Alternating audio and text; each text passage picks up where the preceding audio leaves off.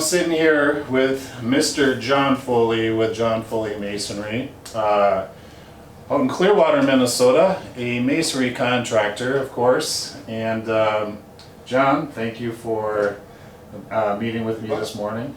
So John, just so to set the stage a little bit, I've been working with your company on the risk management side for, I don't know, 4 months or so. My main contact has been Jaden and Sarah. So, you know, I'm a little bit familiar with the company on the insurance risk management side. So that's how you and I got introduced, is mainly through your son Jaden. Right. So one thing I found real interesting about your company is the rapid growth. You guys seem to be doing really well, but before we get into the company stuff, your business stuff, I feel like a lot of people want to know your backstory. You know, where did little John Foley come from, and what are some of the things that you've done along the way that led you to sitting right here in front of me today? Well, I was born in the masonry trade. My dad was a mason. Okay. All my brothers are masons. My grandfather was a mason. So we grew up as masons. We grew up in the masonry trade. I was on the job. I remember being on the commercial jobs at 4 years old, just with my dad, not full time, of course, but tagging along. And but yes, and I have 3 brothers. They're all masons. I have 3 sons. Jaden was a mason before he fell. Of course, Jevin runs the office, and yes, me in the project managing. But he was a foreman out in the field for 20 years. Okay. And then my son Tom's got 4. My brother Tom's got 4 sons. They're all masons. My brother Doug's got 2 sons. They're both masons. My brother Chris has got 5 sons, and 3 of them are masons. 2 of them are still teenagers. Yeah. You know, so yeah. Yeah, so we were masons and we grew up as masons in mason trade, so we grew up with the business. So what's your hometown? What do you? Chamberlain, South Dakota. Oh, South Dakota. Yeah, Chamberlain, South Dakota. My dad had a business there for years and years and years. And what do you contribute? That's interesting. Was your grandpa also a mason? Yes, he was. So grandpa, dad, you, yeah. and how many of your siblings are masons? 3 brothers. 3 brothers are all masons. Yeah. What do you contribute that to? Is it just because, I don't know, I mean, I own a business too, and the thought of my oldest son wanting to get into a risk management or insurance, no way. Why do you think that happened that way? Well, I think, you know, from my perspective and my son's perspective, you know, when I'm talking and my brother's perspective, we have a love for the trade. We have a passion for the trade. We really, it is such a unique trade. It really is. It's like Dad, what he taught us, masonry's artwork. It's just take pride in it. Yeah. And that's how I taught my sons, and that's how my brothers taught their sons. And taking pride in it. Take pride in it, and it's such, and it is. It's such a, we have such a passion for it because how much pride we take in it, and the comment I get from, you know, A&P, Matt and their key safety guy, can't remember his name, but Matt ate also as a kid the head soup on that job, but also all the other soups we work for tell us that we're the most professional masonry company they've worked for. You know, that we you know, we're very dedicated, we're driven, but we do such good work, and then we, you know, and we're safe, and we clean up behind us. All the steps are right there. It's just that we take pride in what we do. I mean, a lot of pride, you know. Don't you, the older I get, the more difficult that is to find in any profession. And it is. And it doesn't matter if it's a medical doctor, your attorney, a masonry contractor, an insurance guy. I just feel like, I don't know, today's population has grown, I don't know if I want to say weak or lackadaisical. They want to collect the paycheck. Exactly. And that's it. And we have a very good crew. One of the best crews I've had in my lifetime. And the way I've always built a crew my entire life. And I ran my first job at 18 years old, the gymnasium, you know, and then my dad put me in charge, and I was in my first job at 18. So I ran work all my life, you know, all along with being a bricklayer and a stonemason and block layer. But, you know, it's just so important, you know, that you have the skills to run a job, but also to be safe on the job. Right. It's so different now in 2021, in the teens, 2015, even the 2000s, from the 70s. I remember the 60s. I was on the job in the 60s. And then that was before OSHA came out. OSHA came out in 71, I believe it was, 72 maybe. So there was no OSHA. There was no OSHA. You know, and I remember the first time I got introduced to OSHA. That's a story I'll tell you some other time. But it's so different now. What the, you know, and that's the way.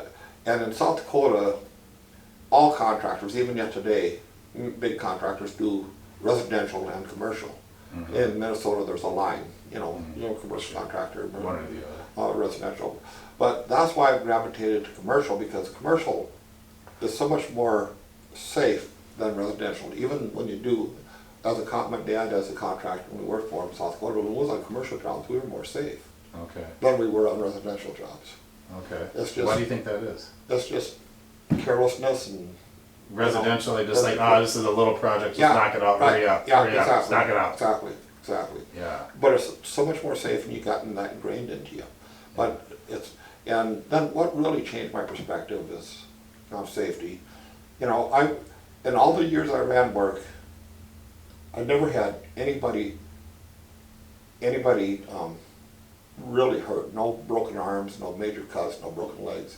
Yeah. Jane was my first major injury in my career. Yeah. And you told me a little bit. And it was devastating. It really was. You were there. Yeah. Oh, of course I was. Yeah, I was.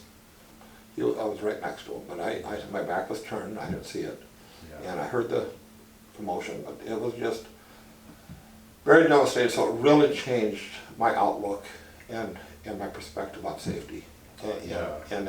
And since then, things have really turned around. It's company-wide for safety, but also speaking of the younger generation and the pride that's not there. Yeah. We have quite a rotation of individuals because we built such a nice crew. The reason how you do that is you get these individuals and you see that they don't care. Out of here. Well, they're not there no more. So and then the people that's with us, they see that we keep rotating. Yeah. And then they get the idea that so they kind of get we want them to get in the mindset to take pride in your work, and to be intense in what you do, but be safe. Yeah. Safe. It's first, last, and middle. Yeah. The safe is the very key. Yeah. But and again, if people isn't there to really perform safety and perform their job pridefully, they're not with us anymore. They don't fit the culture. No, they don't, and that's our culture is safety and quality. It really is. Yeah, that's good to hear. Because like I said, that whole... But that is our culture for all of our performance. Yeah, good. That's good. So it sounds like pride and safety are kind of, I don't know, two of your most important aspects that you built your company on. I really do, yes, I believe that. I really do. Yeah, that's good. Because, and I think that's why we've stayed in the masonry trade. My son stayed in the masonry trade, and my nephews, because they love the work coming up in it. They just, and Dad taught us growing up. He says, you'll learn the masonry trade growing up. He says, once you get out of school, go do what you want. He says, like, you don't have to stay as a mason, but but you're gonna learn the masonry trade. Yeah. And then he said, but once you learn the masonry trade, you'll never starve. And we never have. I've never once collected an unemployment check in my life. Neither has none of my sons. So, wow, nice. So one thing you mentioned earlier that I found interesting. So here's John graduating high school or thereabouts, and you get put in charge of your own job, right? A gymnasium. Yep. At 18 years old. Yep. That seems like a rather well, I don't know, large, considering Well, today's it 18-year-olds. was a large project. Yeah. Can you imagine an 18-year-old today coming out of high school? I mean, maybe your sons have done it, but I think it's a rare quality that somebody at that age could be charged of a project. And it is very rare. You don't see it very often. Jarman was put in charge of his first job at about 21. Okay. You know, and Javin not much later, 21, 22 maybe. But you understand, I was around the trade for. Since you're 4 years old. Since I was 4 years old, and Yeah. since by the time I turned 10 or 11, I was on the, you know, in them days, it's still the, well, early, you know, late 60s, early 70s. Yeah. You know, I graduated in 74. Okay. But, you know, so I'm on the job from the time I'm out of school till the time school starts again. Yeah. And they didn't have a requirement, they have to be in school so long. So a lot of times, in my junior and senior year, I was out of school more than I was in school. Oh, really? Yeah. Out working. Out working, Okay. you know, so, you know, Okay. because when my dad relied on me to Yeah. help him with projects, you know, so. And I suppose it's common too with families that grew up on the farm. Right. You know, if they had a dairy Yeah, farm. and then you know. it was, and, you know, and then you show up at school 2 weeks later and, oh, you didn't quit, you're still here. Yep, and, okay, and here's what you gotta make up, and here's the test you missed, and this and that. They're willing to work with Yeah, you. oh yeah, absolutely. And it was a small town school. The town was, you know, we traveled, I mean, the people came from as far as away as 70 miles to that town. You know, not 70, I think it was probably 55 miles, you know, because it was Chamber, South Dakota, and there was 2 reservations, the Crow Creek Indian Reservation, the Fort Thompson Indian Reservation that we drew from, but they were quite a ways away, you know, Okay. 40 to 50 miles. And Yeah. then we drew from them, and then also we drew from Gan Valley in that area too, which is quite a ways. Okay. So, but yeah, but it was the town itself is still only about 1,500 people total. Well, that's it, huh? But when we drew from such a large distance, my graduating class, I think was 72 people in it, Okay. which was Not too big. it wasn't, but it was the biggest one, even to date. It was, you know, Interesting. yeah, even to date, they haven't had one that big. Huh. So, would you describe your childhood growing up? I mean, it sounds like, I don't know, was it full of hard work? Were you- It was. I was, you know, and this is hard for people to believe, but, you know, I was milking, we'd always live on a farm, had our own cattle. So I was milking my own cow at 4 years old, in the barn by myself. And I was in the barn by myself until I was, you know, 7.5, going on 8. And when my brother Tom then joined me, and then he got a cow that we had milk, and then we got to 4 cows, and then we always had a horse or 2, and then while we grew to, you know, that we were taking care of 20, that we had 20 horses. We grew up with horses. Okay. And then we Baling hay and cleaning yeah, stalls. Yeah, but yeah, we didn't have our own equipment for baling hay, so we'd okay. buy hay from farmers and Okay. stuff. Gotcha. But yeah, and it was, but then we broke horses, and then we'd break horses for other farmers and ranchers around the place, me and my brother Tom. Some roughnecks. Yeah, and, but we did, but no, we broke a lot of horses. Wow. And Interesting.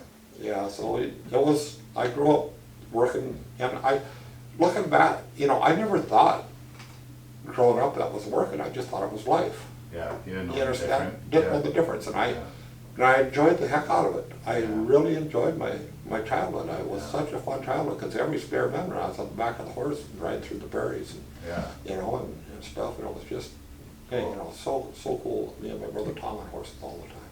Yeah. Are you the oldest of your I am. siblings? Yeah. I am. You're the big brother. I am. So you set the stage. I did. So, I did. There was me, a sister, and 3 brothers. Okay. Yeah. Okay. So, yeah, so. All right. So you since 4 years old, you're out there working, doing masonry type work. 18, you're assigned your first job, a gymnasium. Yep.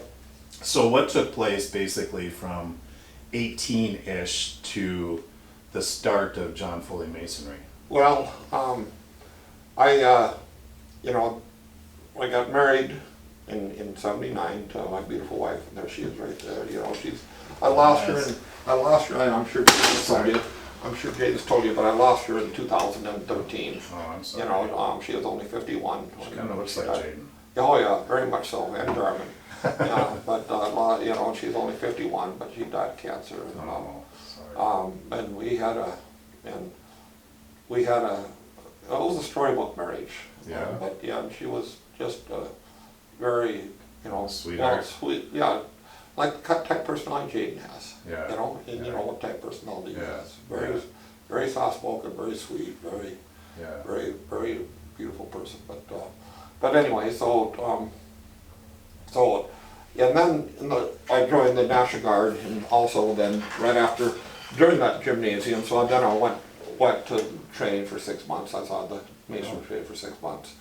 I was in the National Guard also. Yeah. Then I came back. Then I came back into the Masonry trade, and then I through the Guard.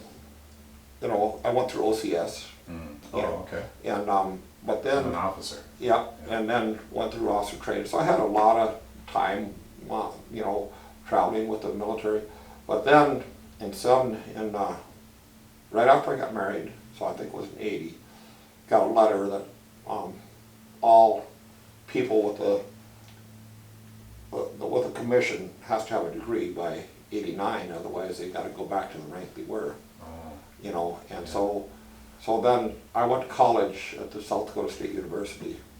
Okay. And then from '84 to '89, 87. And you ended up getting a degree. Yep, in economics. Oh. You know, and then I was able to keep my commission. Yeah. You know, and I stayed in the National Guard up until 70. Up until 90. No, I think it was 2001. So at that period of time, were you in the National Guard, going to college, and working? Mm-hmm. Oh yes. Yeah. Oh yeah. So when I Long days. I would I had a masonry contractor I'd work for while I was in college that I'd work for. I'd schedule my classes to be done at 11. I started them at 7, got done at 11, and then I was on his job from about noon to 7, and but then also I had a job delivering pizza and washing dishes at a Greek place. Wow. And then I'd get up at 4 in the morning and I'd drive about 10 miles to a dairy farm in Mount Cows on Monday through Friday. You know, also, when I was in college. Hard work and son of a gun. Well, it was Yeah. just, again, I didn't think of it that way. It was Yeah. just, because I you had, do. all my kids were born during the college years, 80, 82. Oh, really? So You we had got that on married, top so- of it. Yeah, so I had to support the family along with going to college and stuff. But then in the winter time, then he didn't have me work from probably January through March, but through December, and then I'd pick up another side job here and there. Sure. But yeah. Yeah. But So yeah. what spurred John Foley Masonry? Well, then- being self-employed. Like Well, so then we come to Minnesota, and I come to Minnesota in 88, spring of '88. Right out of college, I worked for Rupp again, worked for him for about 9 months, Okay. and then that's when I got hit. You're in the I fell 60 feet and got hit on the head with a block on the way down. But anyways, and then after that happened, we gravitated to Minnesota, and I worked for Rupp out of St. Cloud. Okay. And then I worked for only for about a year. Then I worked for Jesco. They're no longer around, but Jesco was the biggest masonry contractor, one of the biggest in the United States for many, many years. Oh, wow. And I worked for them for from about 90 to 99. Then I started John Henry Masonry. Okay. From in '99 to no, it wasn't either. It was I think it was in '96. I quit. From '90 to '96. And were you leading crews and projects? Oh yeah, yeah. I was their head foreman, superintendent. They hadn't had me as a foreman / superintendent. Kind of For like Jesco. your Jarman right now? Yeah. Yes. Okay. Yeah. Absolutely. No, I always ran work wherever I was. Okay. That was never just a line money. Yeah. So, but then started John Foley Masonry, and then that's where Jaden got hurt. What year was that? Or John Henry Masonry, excuse me. Okay. Yeah, I started that in '96, Okay. and he got hurt in 2003. And after that, it kind of took the wind out of me, Yeah, I imagine. you know, and it did. And then insurance, you know, then next year skyrocketed, and everything was just snowballing. So I kind of folded up, sold everything, made sure everything was paid. Yeah. And then Mortensen come recruiting me, you know, Okay. and during the middle of the recruit, and you know, so I had it folded up by March of 2006, and my brother Chris at the time had pretty big work, so I went and worked with him and helped him. You know, I ran a couple of jobs for big dormitories for him in Ironwood, Michigan, for him. And Mortensen even flew out there to Ironwood, Michigan to meet me and try to recruit because they started recruiting me back in December 2005, you know, when they heard that it's, you know, folded up the company. Yeah. And finally I agreed to it in October of 2006, and then they sent me to Denver in October 2006, and I you know, and I was the director of the masonry operation there. They didn't have a masonry operation there, so I started one up from scratch. They didn't even have a wheelbarrow in masonry. They didn't have nothing, shovel, nothing. So I started up one from scratch, and I built it up to a 15 million a year business. Wow. You know, and, Wow. And you know, so I was there from 2006 to December of 2015, December 1st. No, I left November 30th of 2015. Okay. German worked for them for a while too, didn't he? He was a sub underneath them. Okay. You know, not for them, but I think yeah. he told me a little bit about Yeah. working on the And US that- Bank the Stadium. US Bank Stadium, yes sir. Yeah. But yeah, so then I came back and I started John Foley Masonry December 1st of 2015. Okay. You know, and I just said, I'm started up again, you know. Yeah. You know, so. And things are going well. Yeah, and then I just, it was just, and I, you know, Jarman was working, Jarman and Jevin were both working for Northland at the time. Okay. Brought them over. And I, you know, brought, you know, slowly, not right away. They didn't, Jevin came over in February of 2017. And then Jarman come over in June of 17, I believe, or 18. Okay. 18, I think it was. Okay. So how many of your family members work here? Well, my brother Chris works for me. He's my youngest brother. Okay. My brother Tom come work for me for 6 months during the winter. He went back to South Dakota. He lives in South Dakota. Okay. And then I got 2 nephews that work for me, Tate and Jake. Okay. And then I met Tate. I got 4 or 5 cousins, Bruce Foley, Dallas Foley. There's, you know, quite a Yeah. few. Yeah. You know. And your sons? How many And my sons? son. Well, Jarman's the only one out in the field. Then Jaden Yeah. is the safety guy. Jarman runs the office. Okay. You know, so Yeah. those are my sons. Yeah. Yeah, so. How is it working with family? Oh, very good. Everyone has their own lane. You know, Jarman, seriously, so Jarman runs, you know, is in charge of getting projects, but also project managing. Okay. You know, so he makes the in-house, 90% of the in-house decisions, Yeah. 95, 99%, you know. Okay. And he'll call me, you know, when he needs something or got a question. Yeah. And Jarman's in charge of running the field, Okay. you know, and then Jaden's got the safety and also does some, helps with the computer stuff, and he's got about 5 or 6 different items that he helps with, so. Okay. Yes, and he works full-time even though he's at the office probably 3 or 4 hours a day. But Okay. he works from home. He's got an office set up at home, Yeah. you know, where he works from home from 5 in the morning. He's calling me at 5 in the Yeah. morning. He's an early riser, isn't Yeah, he? he is, you know, but yeah, so, but I'm in here at 3:30 in the morning, every morning. What? Yeah, 3:30. 3:30. yep, and then I leave, then I usually leave here 5:30 to the cities, so then I was on 2 jobs this morning. You know, I was first at St. Louis Park at Park Place, you know, that's a job that we gotta get started. So I was first there before I went to Castle Ridge this morning, but then I was at Castle Ridge at 7, and Wow. there was just, you know, about 8:15 I left there.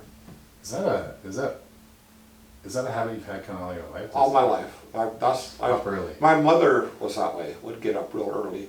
So what time do you get up at 3? Yeah, about 3 o'clock, quarter to 3 or 3 o'clock. You know, And you go to Yeah. bed at like, I don't know, 5 in the afternoon? no, 10 o'clock at night. Really? Yeah, no, seriously. Wow. Yeah, about 10 o'clock.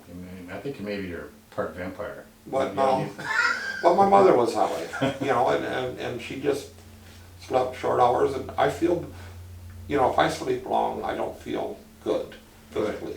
If I, you know, if I have those hours from about 10 to just about 3, I feel wonderful. I just feel Wow. like I'm, Good for you. I can dance, I got a lot of energy. But if I got, you know, sleep longer than that, I'm a little sluggish, don't Yeah. feel like it. Good for you. Hard working son of a gun. No, not, but, and again, I don't think of it that way, I just think of just That's what you do. performing what's Yeah. in front of me, so, Yeah, yeah, good. yeah, so. So the brothers, there's no, and cousins, I mean, I know I got 2 little boys and they get in fights once in a while, No. but No. at work here, they like, No, they no. know their role, they stay in Yeah, their lane. yeah, but they've always got along. Okay. All my boys have got along real well.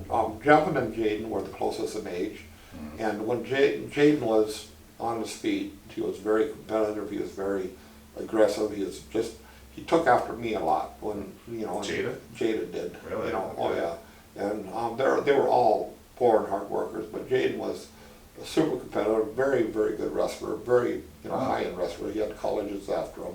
Interesting. You know, and just a very top-notch wrestler, very competitive, very, so strong and so built, you know. Yeah.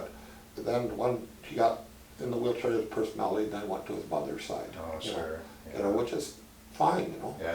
You know, but yes, and it's just, but Jaden and Jevin, when they were growing up, they'd always scrap back and forth, but they never held grudges against each other. Okay. They just scrapped, and then Done with a it. second later, then they were laughing and playing with each other, you know, so. Yeah, that's good. But all the way through, you know, until he got hurt, so. Yeah. But yeah, Jarman was old, you know. Jarman was born in 80, then in December of 80, and then Jevin wasn't born until October of 84, and then Jaden on July 86.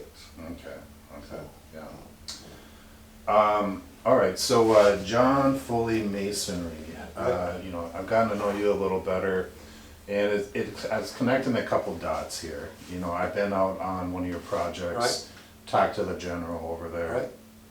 and a couple of things that they said, it's like, we love Jarman, we love John Foley Masonry, they get things done, Yep. and they do great work. And we do, because Yeah. and I stress that to all my foremen all the time. And I don't stress it to Jarman so much anymore, because he got stressed from the time he's that high. but, you know, that quality is our number one thing. Safety and quality. Yeah. You know, take pride in your work. Yeah, but it's another thing too, if it's gonna take you, you know, a week to do something that should only take you 2 days, you guys are knocking it out in 2 days Exactly. with the quality. Exactly, and people all over the metro knows that, the suppliers knows it, everybody, you know, they know that. When we're on their job, that we depend Things are on getting material done. right away, you know, Yeah. so, you know what I'm saying? Yeah, You yeah, know, for 'cause sure. they mention that all the time, oh, yeah, okay, it's you guys, we gotta get everything material there, so. Yeah, yeah. Well, I know it sounds like in the commercial bidding process, unfortunately, a lot of it comes down to best price wins, it Yep, sounds like. yep. A lot of it does, yes. Which is unfortunate because, you know, Yeah, right now, this year, the bottom's fell out of it, you know, Yeah. the price has really been cut, let me tell you. yeah, yeah. Uh, So if there's a general contractor out there listening that is considering bringing a masonry contractor on site and they want to not only consider price, but also a little bit about the contractor, I feel you guys are a great choice Oh, yes. because those 2 main qualities. You Right. get things done, Right. and the qualities, Yep. nobody's better. It's, No, you know, and nobody is, and we do, we go right after it, get it done, we don't mess around, we don't drag our feet, trust me, and we get comments from every general about how we perform and how good our work is, Yeah. you know, all the time, yeah. you know, and it's just, and we do, and I stress, you know, being a professional out there, guys, you know, and, you know, we have no, and you were on site a couple times, I'm sure you noticed it, but there's no screaming and hollering, cussing, profanity on our grounds. So yes, sir. not. I hear a lot of yes sirs. But, but it's just, we expect everyone to know the job and do it. Yeah, You know what I'm saying? Yeah. That's what we expect. yeah, easy. You know, we don't really expect a yes sir, we just expect them to do the job and do it. Yeah, all You know what I'm right. saying? Yeah, I know what you're saying.